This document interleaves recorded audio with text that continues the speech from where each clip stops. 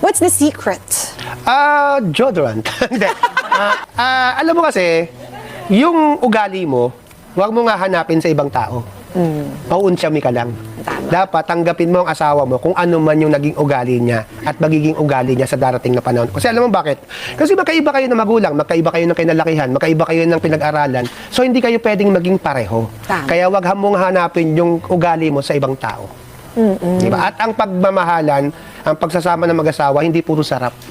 Doon sa hirap, doon maitetest kung gaano mo kamahal ang isa't isa. Ang asawa ko nire-respect. Pagdating ko sa bahay, nagmamano pa ako dyan. Oo, inaasawa ko kasi kaibigan ko. Hindi na kami nag-aaway. Doon na lang kayo, di ba? Pag 13 nagagalit, years. galit ka na naman. Yun lang sinabi ko. Ikaw talaga. Pag kilalang mo ako, wala akong kinakatakutan. Asawa ko lang. Akin lang, mamahalin kita habang ako'y nabubuhay. Yeah!